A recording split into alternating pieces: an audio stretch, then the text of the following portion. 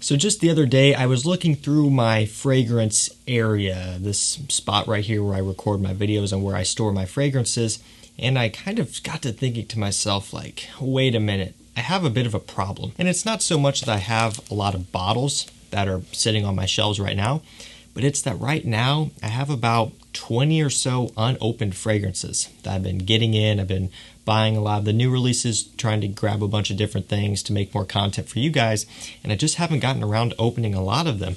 A lot of the stuff I have been getting, I have been opening and doing videos on almost immediately, but there's a few fragrances here, again, about 15 to 20, I haven't even had a chance to open up and smell yet, so I figured, okay, I need to start, featuring these. I need to get these opened up and at least try them. So today we're going to be checking out 3 of those here, just the first impressions. So we're going to be checking out the new Ferragamo Intense Leather. Again, I've had this one for a while, just haven't really gotten around to checking it out yet.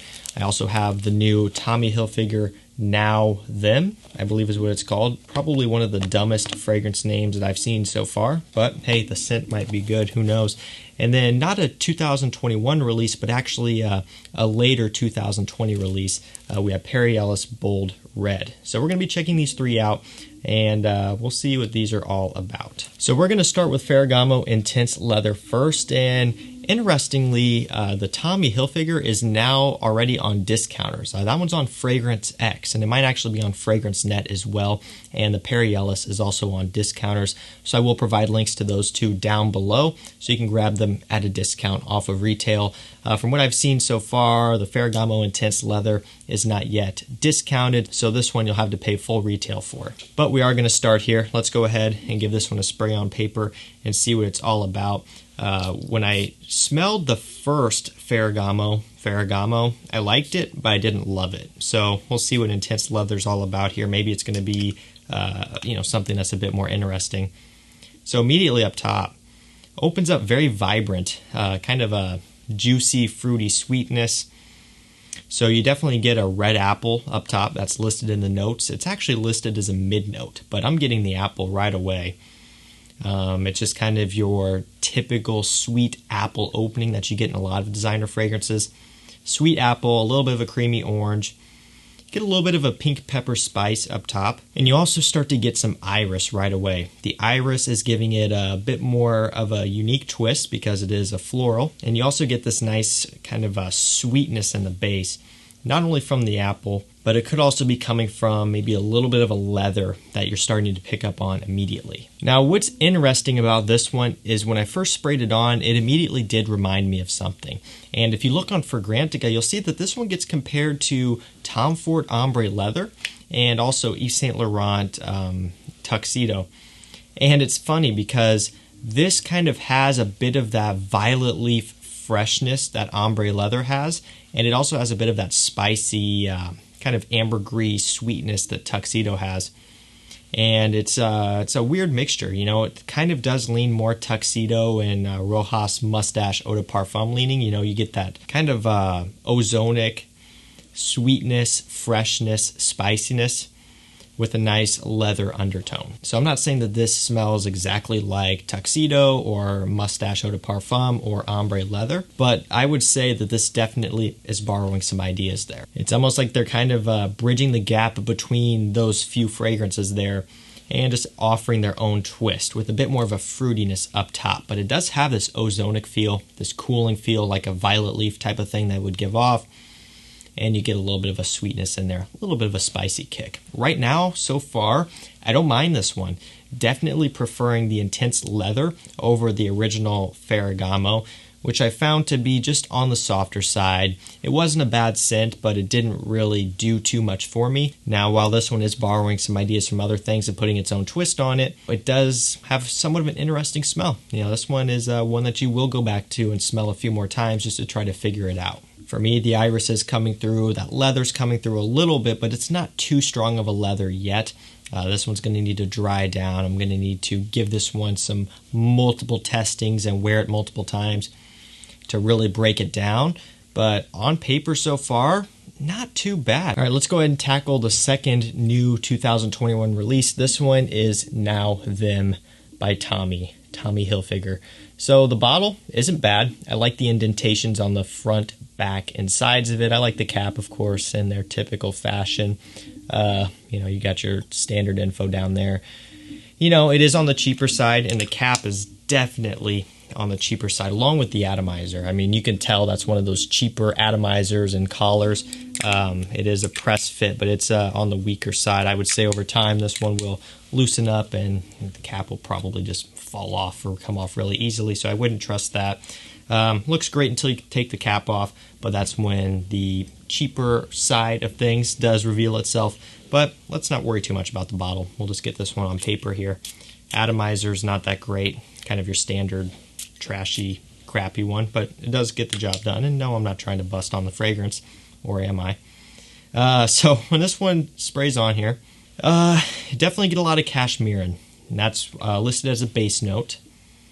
And it's a very popular aroma chemical these days. So it's cashmerein. It's a little bit of a fruity citrus opening. Mainly I'm getting orange with a little bit of pear. A little bit of ginger coming through.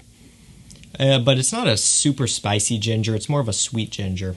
So I'm probably getting ginger and some sandalwood, giving a sweetness. Maybe a touch of cardamom, but not really a whole lot. It's definitely not going sweet, oriental, and spicy. It's going more fruity, fresh, and spicy.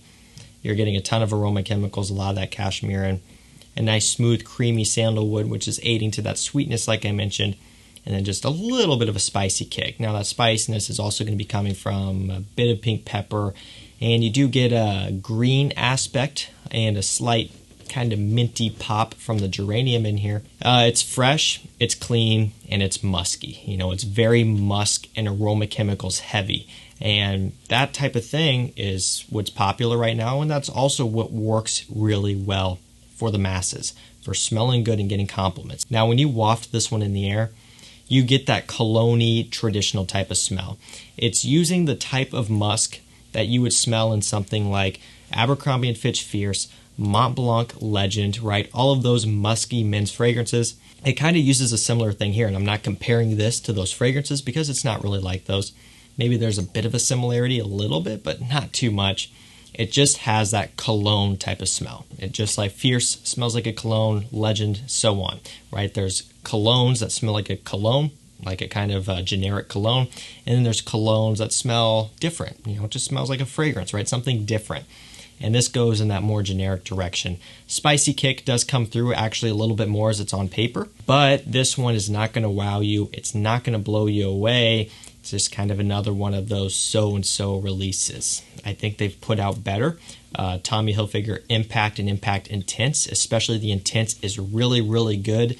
This one is kind of a throwaway, in my opinion. Of course, I could let it dry down. Of course, I'll test it more. But really, I don't think it can, completely transform into something I love as it sits right here. I just know the direction that this one's going to go. That's fine. It's going to be cheap on discounters. It's going to be very wearable, very versatile. Great compliment getter, but nothing too exciting here. Now on to the Perry Ellis, and first thing I notice is this bottle is heavy. This thing has some serious weight to it, some heft to it.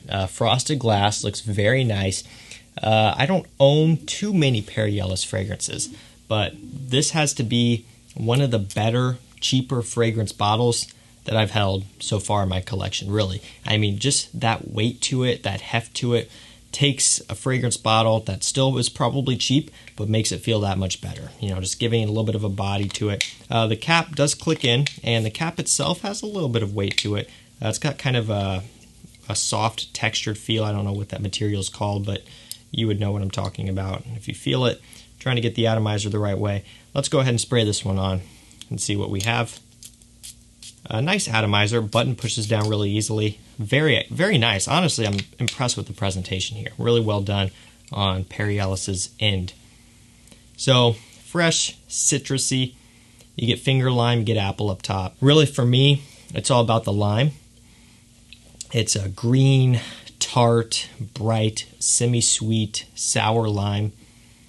You do get a little bit of that apple, just kind of giving it a balance, a little bit of a sweetness there, but again, very lime heavy. Immediately following that, it does turn very green. In this one, you've got green notes, ginger, black pepper in the mid, and then musk, tonka bean, and mahogany in the base. And so for me, along with that lime and that apple, Just the green notes are coming through. I'm just giving it a kind of outdoors springtime smell, and it really does fit in with the lime.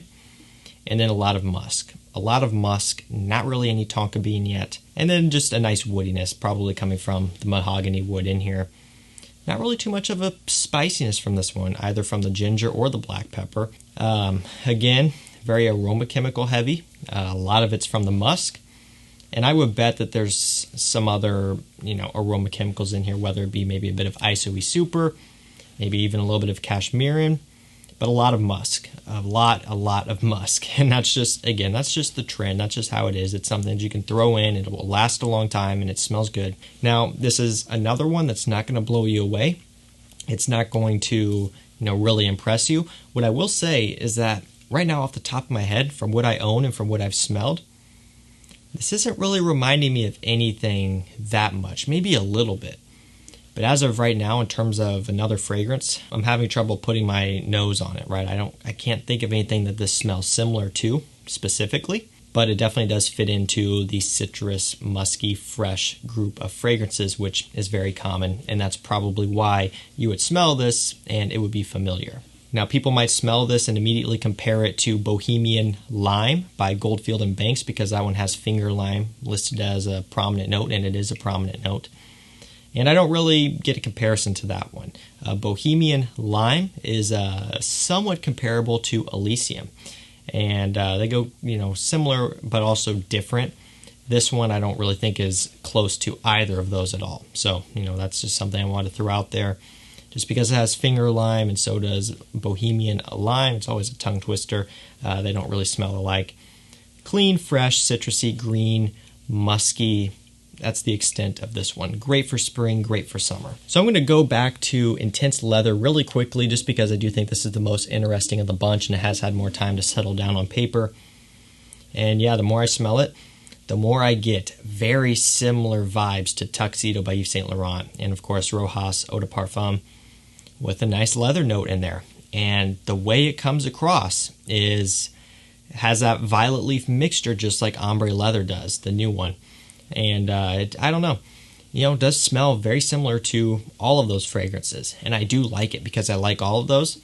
And I like this one as well. What I will say, quality is fantastic, blend is great, and I'm impressed. I would say out of the ones I've tried so far today, this one's going to be my favorite, miles better than the original Ferragamo. And once this one hits discounters, definitely worth a pickup. So guys, that's going to do it for me. That was my first impressions on these 3 fragrances.